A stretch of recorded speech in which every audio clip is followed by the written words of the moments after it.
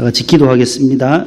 하나님 아버지 감사합니다. 오늘 사순절 5번째 주일 아침 주님 전에 나와 하나님 앞에 예배를 드립니다. 만세전에 택하사 하나님의 자녀로 저희들을 인쳐주시고 성령님을 보내주시어 날마다 우리를 권고하시고 위로해 주시며 아바 아버지라 부를 수 있게 하시니 감사합니다.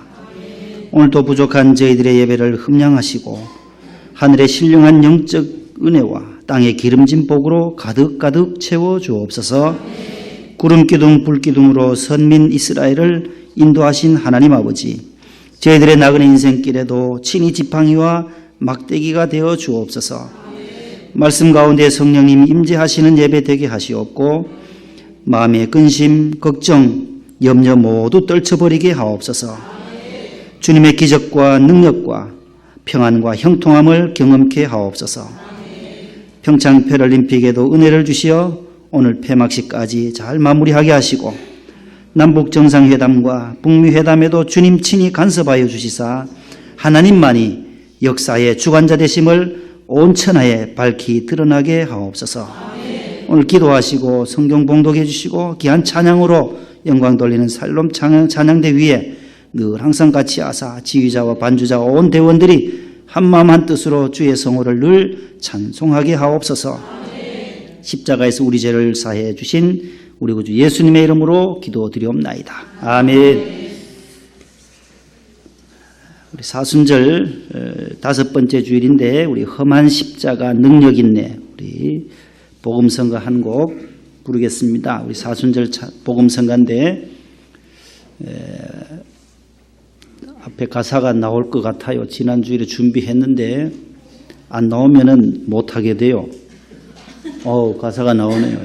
예, 감사합니다. 오늘 이걸 준비했는데 오늘 1부 때 또 원로 목사님께서 저 찬송을 부르시더라고요. 어떻게 그 필이 통했는지 지난주에 한 주 전에 나가요. 한 주 전에 이렇게 우리 고집사님이 만들어 주시고 본문도 한 주 전에 나가고 다음 주 본문도 오늘 드리고 이래 하는데 미리 해놔야 돼요. 한 주 전에 걸. 그러니까 그래야 여러분들도 집에 가서 우리 민지하고 또 우리 민지양하고 다 읽고 왔잖아요. 지난주 제가 드렸죠. 네, 벌써. 오늘 또 받아가야 돼요. 다음 주 부를 분. 다음 주 성경 봉독하실 분 받아가세요. 만나기가 쉽지 않아요. 주중에. 그래서 오늘 주일날 바로바로 만나야 돼요. 멀리서 오시는 분들이 많아서 험한 십자가 반주해 주세요.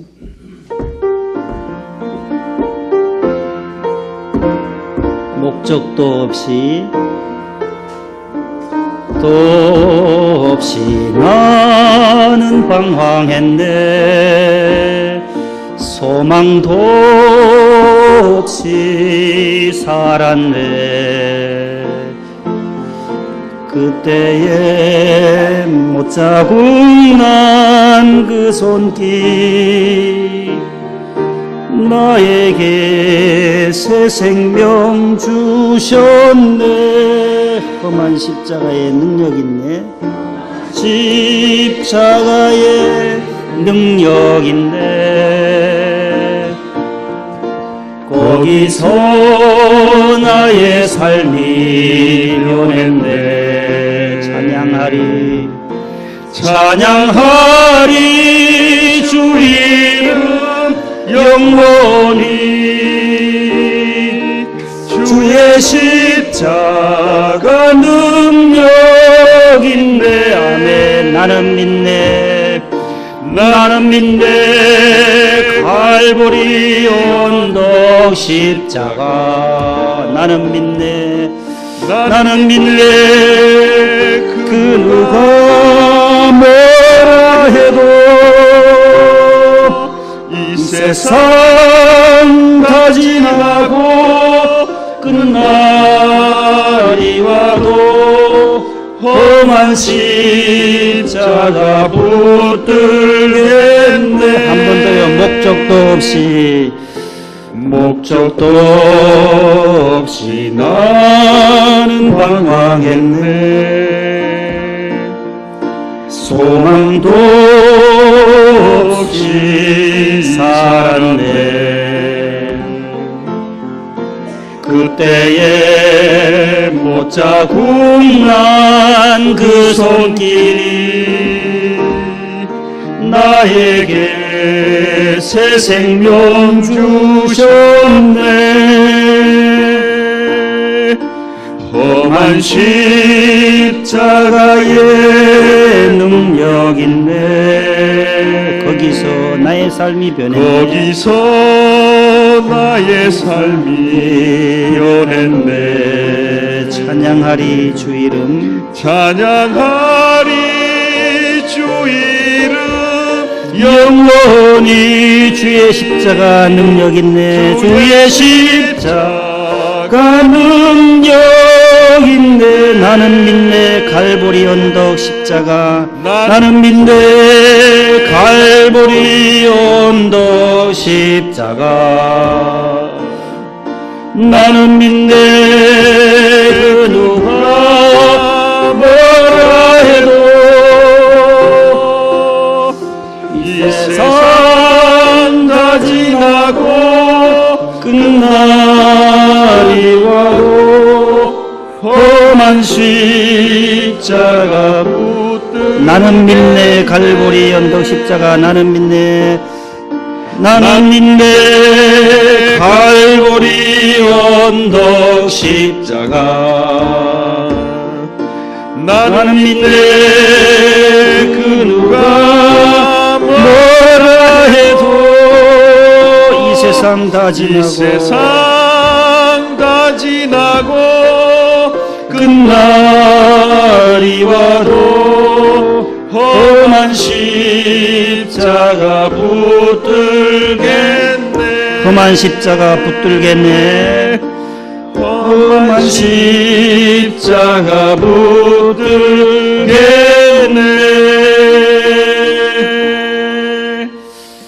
아멘.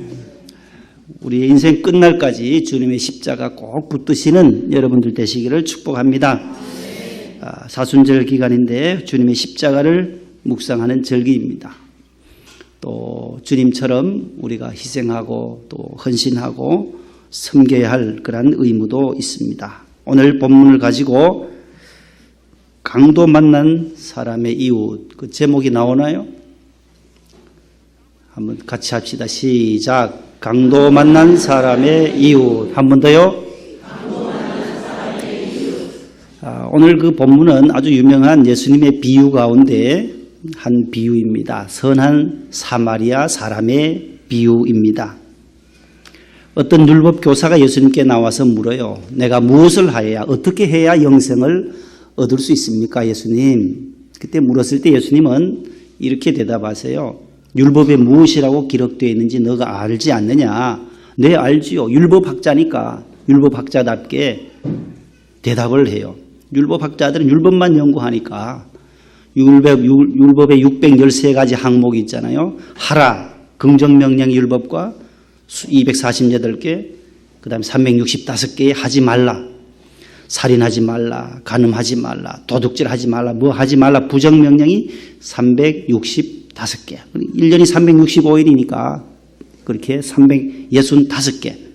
뭐뭐 하라, 내 부모를 공경하라, 안식일을 기억하여 거룩히 지키라. 이런 율법들이 또 248개가 있어요.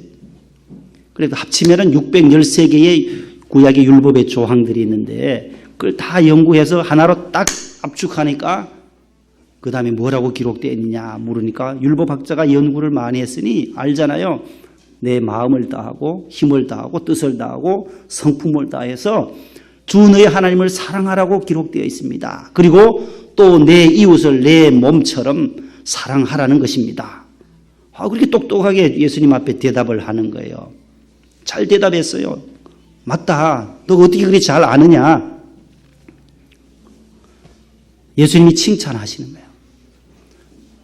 하나님 사랑과 이웃 사랑으로 이렇게 딱 묶어서 율법을 설명하니까 또 예수님께 옳게 보이려고 그럼 내 이웃이 누굽니까? 그렇게 말하는 거예요. 그렇게 질문할 때 예수님이 오늘 30절 이하에서 37절까지 그 강도 만난 사람의 비유를 하는 거예요. 우리가 익히 잘 아는 내용인데 예루살렘에서 예리고로 내려가다가 강도를 만나요. 강도 만나서 옷도 다 뺏기고 거의 다 죽을 징에 옷도 벗겨지며 두드리 맞고 피를 흘리면서 죽음 직전에 거의 죽었다 그래요. 성경에 거의 죽음 직전에 있는 그 강도 만난 사람이 있어요. 오늘 본문에 등장인물이 어떤 사람이 여행하는 사람이 있었고 그다음에 두들겨 맞은 두들겨 팬 이 강도가 있었고 또 지나가는 제사장이 있고 또 레위 사람이 있고 선한 사마리아 사람이 있고 주막 주인이 나와요. 이렇게 6명의 등장인물이 오늘 본문에 나오는 내용입니다. 미국의 유명한 기독교 윤리학자가 있어요. 리차드 니버라고 하는 신학자가 있어요. 형님은 라인홀드 니버예요. 라인홀드 니버는 유니온 신학교 교수고 이 리차드 니버 동생은 예일대학교 기독교 윤리학 교수예요. 이 두 사람은 기독교 윤리의 세계적인 대가인데 이 동생이 쓴 책 가운데 Responsible Self라는 책이 있어요. 책임적인 존재, 응답적인 자아다. 책임적 존재, 책임적 인간 그런 제목인데 리차드 니버가 사람은 세 사람의 부류가 있다. 오늘 본문을 배경으로 해서 세 종류의 인간을 유형을 설명하면서 그 첫 번째 유형이 뭐냐 할 때 목적 지향적인 인간이 있다라는 거예요. 이 세상의 사람들에게 다 동일하게 여기에 다 맞아 들어가는 거예요. 목적 지향적인 사람이 존재한다라는 거예요. 이 사람은 극단적인 이기적인 사람으로서 수단과 방법을 가리지 않는 유형의 사람을 말하는 거예요.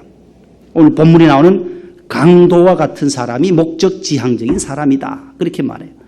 강도는 남의 재산, 남의 생명 아무 상관없어요. 그저 남의 옷 뺏고 남의 돈 뺏고 생명 빼앗아 죽어도 상관없는 거예요. 강도의 특징이 그거죠.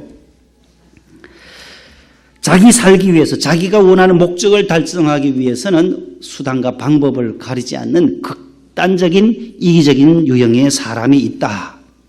이 세상에는 강도와 같은 사람이 득실득실해요. 하나님 없는 강도와 같은 사람, 살인하고 사기치고 죽이고 멸망시키려고 하는 이 강도의 마음, 마귀의 전략이죠. 마귀가 바로 죽이고 멸망시키고 우리로 하여금 지옥에 떨어뜨리려고 하는 것이 강도, 마귀의 전략인데 그런 강도와 같은 사람이 있다라는 것입니다. 내가 부자 되기 위해서는 다른 사람은 가난해도 아무 상관없어요. 이 강도의 마음이에요. 나 살기 위해서 남은 얼마든지 죽일 수 있다라는 식의 사람입니다. 나만 잘 되면 된다는 거죠. 그러나 생명이 얼마나 소중한지를 이 사람은 모르고 있는 거예요. 내게 돌아오는 그 돈 몇 푼만, 옷까지 몇 점만 내게 오면 된다라고 하는 이러한 목적을 가지고 사는 유형의 사람, 강도를 거기에 비유하고 있습니다. 두 번째 부류의 사람은 공동체 규범이나 자기 규범에 매여서 사는 사람이 있다라는 거예요. 어떤 규례를 딱 스스로 만들어 놓고 그 규례 안에서만 행하는 사람, 또 자기 규범 속에, 자기 규율 속에서만 그 테두리를 벗어나지 못하는 거예요. 이것도 역시 이기적인 사람인데 다른 사람은 관계없고 내가 옳은 방향대로만 걸어가는 사람, 또는 어떤 공동체에 예속되어 가지고 거기서 나오는 규칙을 따르면서 철저하게 그 규칙을 지키는 사람. 그래서 오늘 이 비유에서 어떤 사람이냐 하면 제사장과 레위 사람이 두 번째 부류의 사람으로 설명하고 있습니다. 보세요. 제사장 나오잖아요. 한 제사장이 거기 나오잖아요. 31절에 마침 한 제사장이 그 길로 내려가다가 그를 보고 피하여 지나가고 32절에 이와 같이 또 한 레위인도 그곳에 이르러 그를 보고 피하여 지나가되 제사장이 등장하고 레위인이 등장해요. 여러분 제사장 생각해 보세요. 지나가다가 지금 여기 강도 만난 사람을 치료해주고 돕다가 보면 거의 보세요. 거의 죽어갔다 그러잖아요. 거의 죽은 것을 버리고 갔더라. 30절 하반절에. 거의 죽음 직전에 있는 사람 돌보다가 딱 죽었다 하면 시신이에요. 시체예요.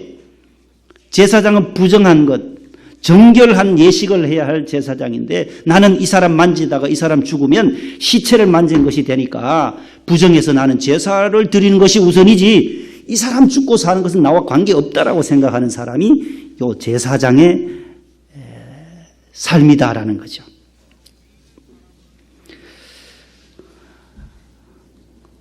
그 다음에 레위 사람 보세요. 레위 사람은 누구예요?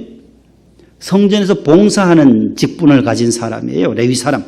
나는 지금 교회 가서 청소해야 되고 교회 가서 성가대도 해야 되고 나는 바쁘다. 나는 교회 가서 나는 교회 지금 해야 할 내 일이 있다. 그것을 지켜야지. 여기 쓰러져 가서 죽는 사람 보고도 나는 아랑곳 없어요. 그 사람 죽고 사는 것은 내 문제가 아니다. 나는 성전에 가서 지금 내가 해야 할 일을 해야 한다라고 생각하는 사람. 이 레위 사람이에요. 살인하지 않았으면 됐지. 내가 도둑질하지 않았으면 됐지. 뭐 내가 남의 것 빼앗았나. 그러나 한 가지 이 사람 모르는 것이 있어요. 죽어가는 사람 보고도 외면하는 것, 돕지 않는 것은 간접 살인죄라는 것을 모르고 있다는 거예요. 제사장이나 레위 사람의 예에서 우리는 발견할 수가 있어요. 그런 생각을 못해요. 나는 손대지 않았다. 나는 절대로 강도 근처도 가지 않았다. 보세요. 그를 보고 피하여 지나가고 둘 다 똑같은 행동을 해요. 그를 보았어요. 죽은 사람 보았어요. 피해서 가는 거. 안 봤으면 덜 할 텐데 괜찮을 텐데 보았다는 거예요. 신음 앓고 살려달라고 하는 그 애원하는 그 사람 보고도 그냥 피하여 지나갔어요. 우리 잠언 한번 찾아보실래요? 잠언 14장 21절 하나님 말씀은 뭐라고 말씀하느냐 하면 이렇게 공동체 규범과 자기 규범에 딱 매여 사는 사람을 리차드 니버는 두 번째 사람의 부류로 나누고 있어요. 잠언 14장 21절에 보면 죽어가는 사람 보고도 돌보지 않고 외면하는 것은 바로 죄가 된다라는 것을 가르쳐줘요. 시작. 이웃을 업신여기는 자는 빈곤한 자를 불쌍히 자는 복이 있는 자니라. 쭉 넘어가서 31절 14장 31절 시작. 가난한 사람을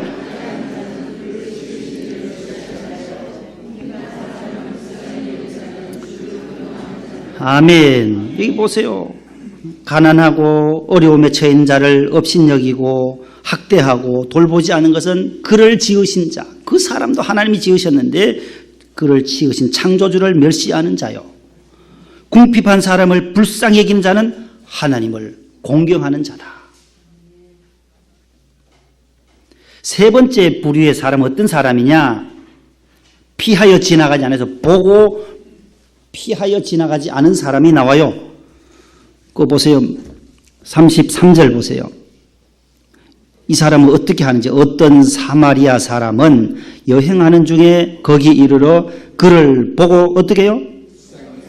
불쌍히 여겼다는 거야. 그를 보고 피하여 지나간 사람과는 다르게 불쌍히 여기는 마음이 발동돼요. 그 다음에 어떻게 해요? 어떻게 가요? 가까이 가요.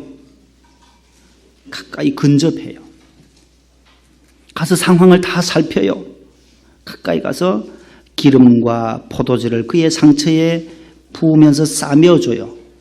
또 자기가 타고 가던 그 짐승에게 태워서 이동해요. 119로 우리가 이동하듯이 119 차에 태워서 짐승에 태워서 응급실로 가는 거예요. 그 당시는 주마기로 표현되어 있는데 주막으로 갔어요. 돌보아 주어요. 하룻밤 묵었어요. 그와 함께 같이 있었어요. 그가 주막 주인이 또 등장해요. 그에게 얼마를 줘요? 돈을 줘요. 돈 얼마? 데나리온 2를 내어줘요. 누구가요? 사마리아 사람. 한 데나리온은 노동자가 하루 동안 벌 수 있는 일당이에요. 일당. 2 데나리온이니까 얼마예요? 이틀 동안 이 사람은 노동해서 번 돈의 값을 그 사람을 위해서 주는 거예요. 이틀 동안 자신의 노력해야 할 시간과 그 노동의 대가를 누구를 위해서? 이 강도 만난 사람을 위해서 쓰는 거예요. 그러면서 주막 주인에게 또 치료비가 더 들면 내가 여행 갔다 돌아오는 길에 또 드리겠습니다. 또 드리겠습니다. 이런 사람, 책임을 느끼는 사람, 강도 만난 이웃을 볼 때에 책임을 느낄 줄 아는 이 이타적인, 목적지향적인 인간인 이 강도와는 정반대의 이타적인 사람, 이기적인 것과 이타적인 것인데 이 선한 사마리아 사람은 다른 사람 아파하고 다른 사람 가난한 건 내 책임이라고. 내가 가난할 때 도와주지 못해서 제가 가난하게 됐다. 그렇게 책임을 느낀다라는 거예요. 내가 도와주지 않고 나누지 않아서 저 사람이 가난하게 됐을 거다라고 도와주는 그 마음. 함께 참여하고 함께 책임을 느끼며 사는 존재를 리차드 니버는 선한 사마리아 사람 비유해서 책임적 존재. 그래서 이 책의 제목을 Responsible Self라고 그렇게 책 제목을 잡았어요. 오늘날 우리 자녀 교육에도 우리 한국은 대한민국의 교육열은 거의 세계적입니다. 자녀들 교육에 신경을 많이 쓰는데 부모님들이 늘 자녀들에게 너 왜 그렇게 공부 못하냐고 막 밀어붙일 때가 많아요. 아버지 어머니는 공부 학교 다닐 때 잘했는데 너는 왜 그 모양이냐고 막 밀어붙일 것이 아니다라는 거예요. 너가 공부 우리가 돈 다 대주고 했지만 너가 공부 못한 것은 우리에게 좀 부족함이 있다. 나에게도 좀 내가 머리가 좀 나쁘든지 내게 절반은 아니 상당 부분은 부모인 우리에게도 책임이 있다라는 것을 느낄 줄 알면 너 왜 공부 못하냐고 말을 하지 않을 수 있다라는 거예요. 너 왜 그 모양이냐고 말을 안 할 수 있다라는 거예요. 그 책임이 바로 내게도 얼마나는 부분은 가지고 있다. 내가 가지고 있다. 이 사회가 잘못되고 이 세상이 점점 비뚤어져 가고 있는 하나님의 말씀의 법도와는 다르게 가고 있는 이 비뚤어진 이 세상이 왜 이렇게 되어 가느냐. 이 사회가 왜 이렇게 요동치느냐. 이 책임이 바로 나에게도 내가 좀 더 겸손하지 못하고 그리스도인으로서 내가 하나님 앞에 더 나라를 위해서 이 사회를 위해서 기도하지 못했다라고 하는 것을 느끼면서 더욱 깨어 기도해야 되겠구나. 이 나라를 위해서 남북 간의 모든 문제를 위해서 이 사회가 안정되기 위해서 정치, 경제, 사회, 문화 모든 분야에 안정을 가져오도록 내가 더 기도해야 되겠다라고 책임을 느낄 줄 아는 사람, 이런 사람이 책임적인 인간, 사마리아 사람의 모습이다라고 하는 것입니다.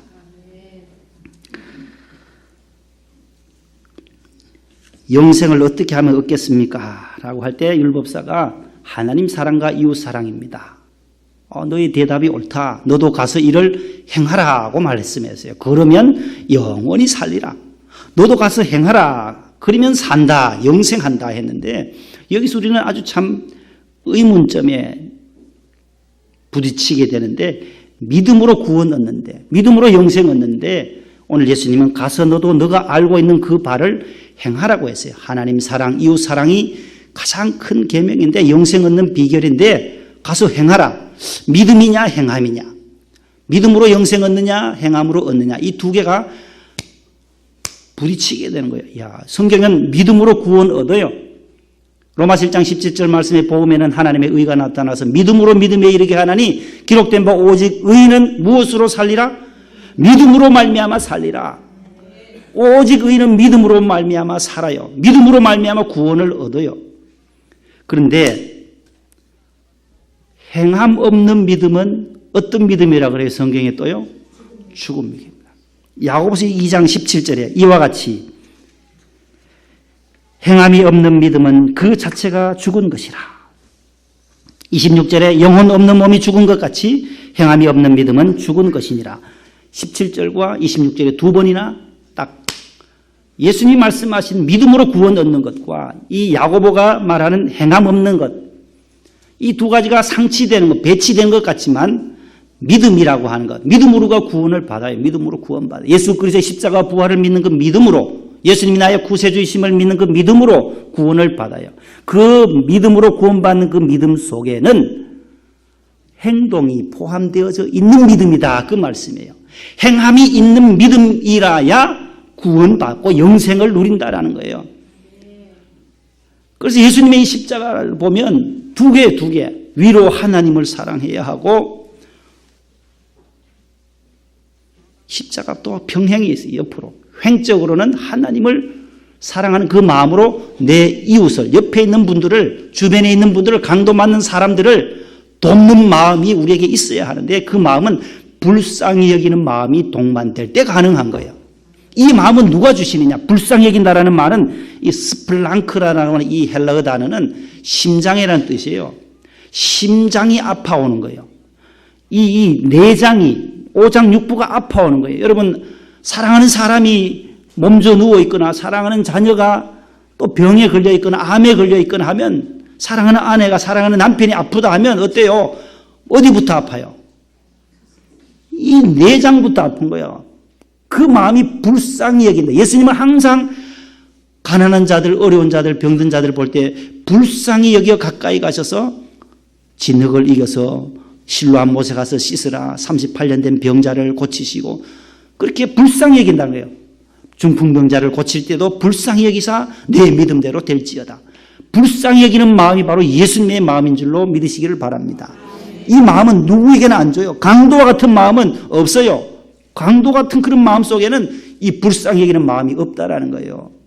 남 죽고 사는 관계없어요. 그 사람이 암이 걸렸든 뭐 죽어가든 관계없다라는 거예요. 강도의 마음은. 그러나 하나님의 영, 성령이 임한 사람, 십자가의 사랑으로 사는 사람은 우리 속에 불쌍히 여기는 마음과 가까이 가려고 하는 그런 마음들이 있어진다라는 거예요. 그것은 내 마음이 아니라 내 속에 계시는 누구요?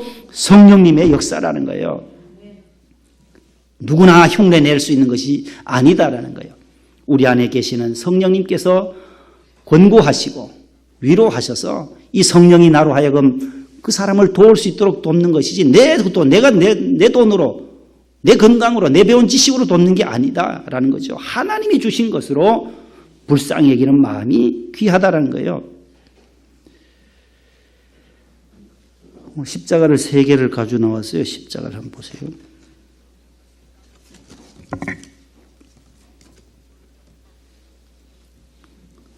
이 십자가는 보세요. 이쪽은 보세요. 위로 하나님이에요. 하나님 위로.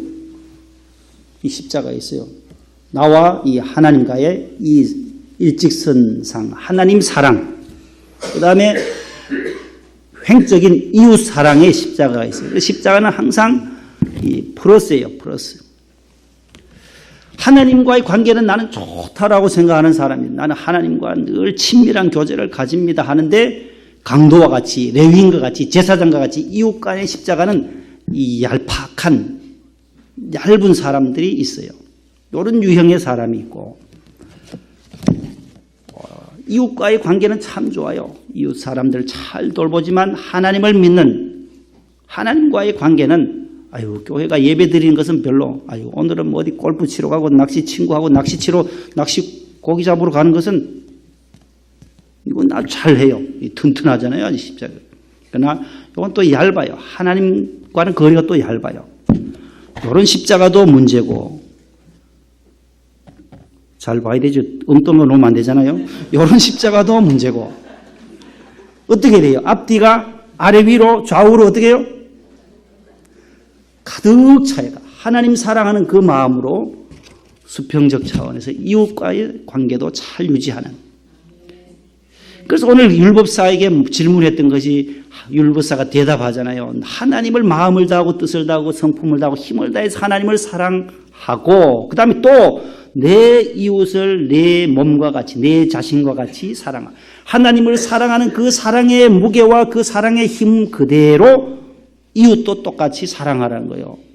그러니까 하나님을 사랑하는 이 사랑이 이웃 사랑과 어때요? 다른 거예요? 똑같은 거예요? 똑같다라는 거예요, 무게가.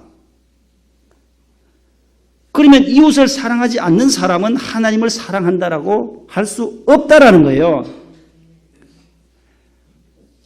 이게 요한 1서에 나와요.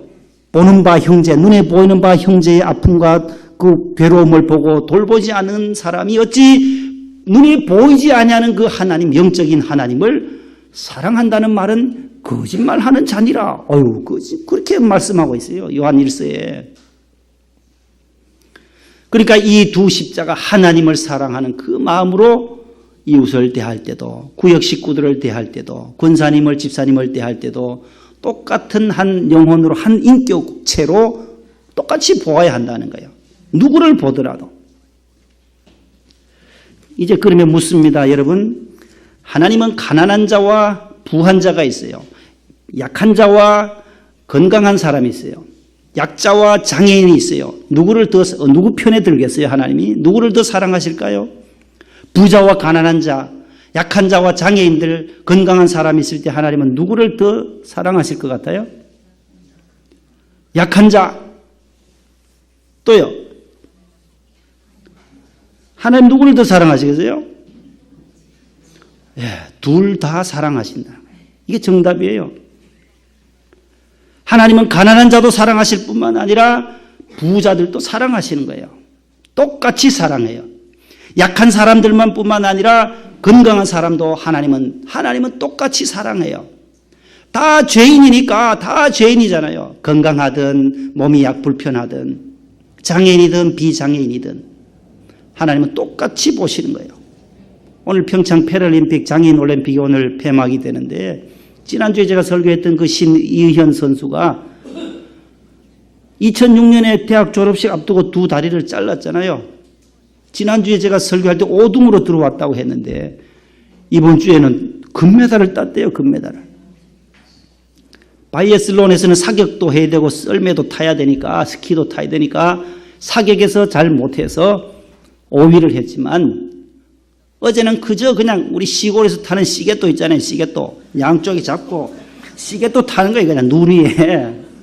이 침을 가지고 양쪽 가지고 계속 7.5km 4km 심리니까 거의 20리길을 그 장애인이 두 다리가 없는 장애인이 크로스 컨트리라고 하는데 노르딕 선수인데 거기에 앉아가지고 좌식 앉아가지고 계속 이거 시계도만 타면 돼요. 눈 위에 계속 이걸 7.5km를 가야 하니 이 어깨와 이 근육 그렇게 뭐 크지도 않더라고요. 보니까 몸이 다른 위에 외국 선수들 어깨가 딱 벌어졌어요.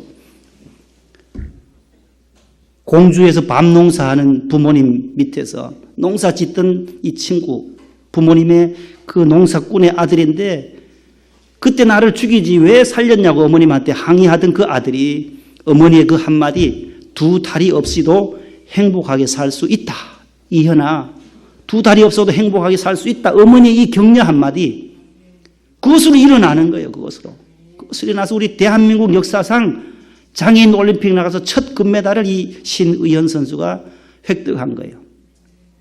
7.5km를 이걸로 계속 눈 위에 가기만 하면 돼요. 총 쏠 필요도 없어요. 제일 빨리 도착하면 되는 크로스 컨트리예요. 이 장애인들도 하나님이 사랑하시고 똑같이 사랑해요. 지난번에 스켈레톤 했던 윤성빈 선수도 하나님이 똑같이 사랑한다는 거예요. 가난하든 부하든 하나님은 똑같이 사랑하는데 그러면 왜 이 세상에 약자도 있고 강자도 있고 가난한 사람도 있고 부한 자도 있고 병든 사람도 있고 건강한 사람들이 있느냐? 왜 존재합니까? 왜 이 두 부류가 존재합니까? 하나님은 이 가난한 사람들을 왜 이 세상에 존재하게 해야 하느냐 말이에요. 하나님은 부자들을 축복하기 위해서 가난한 자들을 두신다라는 거예요. 이 땅에. 왜 가난한 자들이 있어야 하느냐? 이 부한 자들로 하여금 이들을 도울 수 있는 기회를 주는 거예요. 그러면 이 사람들이 더 복 받는 거예요. 부자들을 하나님은 축복하시기 위해서 이 가난한 자들을 이 땅에 남겨두는 거예요. 주님 오실 때까지 가난한 자는 있어요. 주님 오실 때까지 장애인들이 있어요. 이 장애인들이 왜 존재해요? 건강한 사람들이 돕도록 협력할 수 있도록 도와주기 위해서 이 건강한 사람들이 복 받을 수 있도록 장애인 시설에 가서 섬기고 봉사하고 나누어주면 선한 사마리아인의 역할을 하면 이 사람이 복을 받아요. 은혜를 받아요. 여러분들 장애인 시설 한번 갔다 와 보세요. 얼마나 큰 은혜가 되는지. 양로원 한번 다녀와 보세요. 저는 양로원에 고아원에 가서 이발을 많이 해줬어요. 이발하고 오면 다리도 피곤하고 하지만 돌아오면 뿌듯해요. 왜요? 그 약한 자들, 그 고아원들에 있는 학생들을 생각하면 부모도 없는 자녀들 아이들 머리 깎아주고 감겨주고 오면 내 몸은 비록 피곤하지만 돌아올 때 내 영혼은 뿌듯하다니까요. 뿌듯해요. 이 강한 자들 부한 자들을 축복하기 위해서 이 세상에 약자들도 두고 가난한 자들도 두신다라는 거예요. 강도 만난 사람들이 이 세상에 수두룩 합니다. 수두룩해요. 장애인들도 강도 만난 사람, 우리의 이웃과도 같은 사람이요. 또 북한에 있는 동포들 보세요. 북한에 있는 사람들도 강도 만난 우리의 이웃 사람과 똑같은 우리 형제 자매들이에요. 우린 자유 대한민국에서 오늘도 이렇게 자유롭게 주의 성전에 나와 예배하는데 저 북한에 있는 동포들은 오늘 또 지하교회에서 숨어서 하나님께 예배해야 하니 얼마나 강도 만난 이웃과 같은 사람들이에요. 그 김정은이 위에 지도자들을 잘못 만나서 그 백성들이 고생하는 거예요. 강도 만난 이웃이에요. 도와야 하는 거예요. 저들을 위해서 북한 동포들을 위해서 우리가 도와야 하는 거예요. 주면은 뭐 군량미로 뭐 해서 자꾸 무기를 무기 안 만드는 방법을 우리가 더 강구해서 최선을 다해서 동포들을 도와야 돼요. 굶주리고 헐벗고 전에는 뭐 사람의 인육을 잡아서 먹을 정도로 소문이 나니 먹을 것이 없으니까 김정은이가 요즘 왜 저렇게 손을 드는지 평창올림픽을 계기로 정상회담 하자 뭐 하자 트럼프도 한번 만나자 같이 앉아가지고 햄버거 먹자 뭐 점점 이 급변해 가요. 왜 그럴까요? 저는 아무리 곰곰이 생각해봐도 기도해보는 가운데 어렵다는 거예요. 북한이. 어렵다는 경제적으로 어렵다는 거예요. 대북 압박을 계속 전 세계 유엔이 압박을 하니까 이제 목지어 오는 거예요. 경제적 제재를 계속 가하니까 저들은 숨을 못 쉬는 거예요. 살아남을 길이 없는 거예요. 저 2,700만 그 인민들이 반란이라도 일으키면 김정은 체제는 무너지니 먹여 살려야 될 거 아닙니까?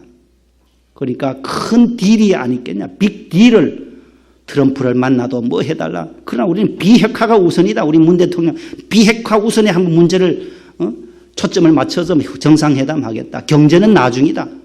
핵 먼저 없애라. 그래 없애줄지. 정은이가 또 뭐 좀 또 뭐 수조를 달라 할지. 만나서 대화가 이제 이루어질 거란 말이에요. 분명히 저쪽에서는 돈이 또 뭐 부족하니까 먹고 경제적으로 압박을 가하니까 비핵화를 해라. 트럼프 만나도 마찬가지일 거고 트럼프도 그러면 한반도의 평화라도 하고 하면 북한도 우리나라도 북한하고 왕래라도 되면 아니면 평화의 그 체제라도 유지만 되면 항상 자꾸 미사일 쌓아 올리고 핵무기 개발한다고 하니 하나님 앞에 기도해야 된다는 거예요. 저 강도 만난 이웃과 같은 저 북한 동포들을 위해서도 남북 정상회담과 북미 정상회담이 오늘 기도하신 집사님처럼 하나님이 간섭해 주시고 하나님이 함께 하시는 회담이 될 때에 이 대한민국도 다시금 회복이 되고 북한도 회복이 되고 러시아, 일본, 중국 모든 이 6개국이 서로 이렇게 평화로 나아가는 길이 있어야 한다는 거 아니에요. 평화라는 말이 뭐예요? 고를 평자에 화자는 이 벼화자의 입구자거든요. 입에 벼가 쌀이 골고루 들어갈 때 평화가 오는 거예요. 우리야 먹어서 남잖아요. 음식 쓰레기가 1년에 8조 원이 넘도록 먹어서 버리니 북한에는 없어서 저렇게 굶어서 죽고 사람을 잡아서 먹을 정도라고 하니 우리가 하나님 앞에 회개해야 할 거 아니에요. 사순절에. 너무 많이 버린 거. 음식 쓰레기로만 8조 원. 8조 원이 얼마나 많은 액수예요. 8조 원.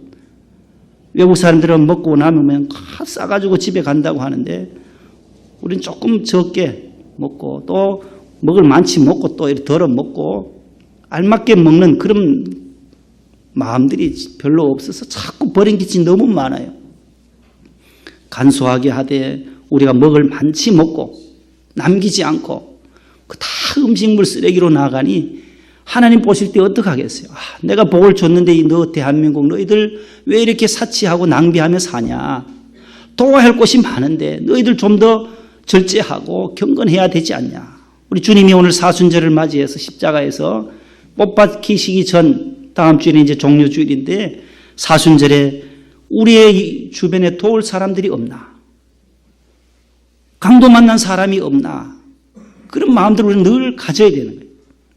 지난해 6월 8일 날 경남 양산 웅상읍에서 그 외벽 아파트 그 벽 도색하던 아파트에서 도색하던 사람이 위에 옥상에서 줄을 내려가지고 매달려가지고 하잖아요. 근데 그 입주민이 올라가서 옥상에 올라가서 칼로 그 줄을 끊었잖아요. 여러분들 아시잖아요. 그 웅상읍에 양산에. 그래서 웅상 이야기 해가지고 웅이 이야기라 웅이로 해서 웅이 이야기해서 그 동네 주민들이 한참 일하던 그 작업자가 바로 떨어져서 추락해서 죽었어요. 46살 되는. 근데 이 43살 된 부인하고 또 시어머니도 계시고 애들이 말이죠. 5이나 있어요. 5남매. 고등학교 2학년부터 27개월까지 5남매와 부인하고 칠순 노모까지 7명을 놔두고 남편은 떨어져 죽었어요. 7 식구를 두고 가니 이 7 식구는 무엇으로 먹고 살아야 될지 이 남편이 벌어온 이것으로 자녀들 양육하고 했는데 기가 막히잖아요.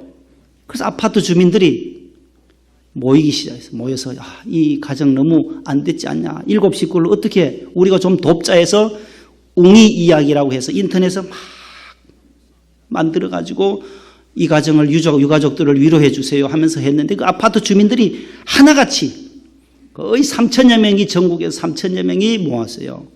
얼마를 모았느냐. 6일 동안 6월 8일 날 사고 나고 14일부터 19일까지 6일 동안 1억 2천만 원을 모았어요. 3천여 명이 거기에 참여했어요. 3천 명이면 한 사람당 4만 원 꼴이에요. 4만 원 하면 1억 2천이 되는데 우리 목동 명성교회에서 얼마 갔느냐. 40만 원 보냈어요. 그 제가 설교했더니만 집사님들이 십시일반 돈을 주더라. 모아요. 우리도 좀 보냅시다. 그게 아무나 하는 일입니까? 전국에 수만 교회가 있지만은 그 아파트 주민들이 뭐고 교회에서 온 것은 목동 명성교회 이름으로 제 이름으로도 안 보내요. 그 교회 이름으로 가야 하나님의 영광 받으시니까 목동 명성교회에서 계좌로 보냈어요. 그것도 40만 원. 10명의 분량 10분에 1인당 4만 원 꼴이니까 그런 일들은 하나님이 얼마나 좋아하시겠냐. 강도 맞는 사람과 같은 거예요. 그 집은. 그야말로. 포항 지진 일어났어요. 포항 지진. 그때도 우리 아이들 저금통 깨고 돼지 저금통 깨고 해서 우리가 320여만 원을 전달하고 왔어요. 전국에 우리 교당이 8,894개 교회인데 10개 교회도 안 도와주더라는 거예요. 그래 목동 명성교회 고맙다고 그 목사님이 너무 감사하다고. 비록 작은 것이지만 우리가 이러한 일들을 통해서 교회가 빛이 나고 하나님이 영광을 받으신다는 거예요. 선한 사마리아 사람이 딴 사람이 아니에요. 오늘 우리의 작은 손길 하나, 내가 내보다 더 약한 사람을 돕는 그 희생과 봉사의 정신이 있다라고 하면 내가 바로 오늘의 선한 사마리아 사람이다라는 거죠. 우리 구역 식구가 어렵다. 우리 구역 식구가 어려울 때 내가 기도로 중보해 주는 것, 이것도 선한 사마리아인의 모습이에요. 정윤이가 저렇게 암으로 고생하잖아요. 2살짜리가 저렇게 암으로 이제 이식 수술하고 또 어제 밤새도록 잠 못 자고 울고 칭얼대더라는 거예요. 그를 위해서 우리가 기도하고 또 몸이 불편한 분들을 위해서 기도하고.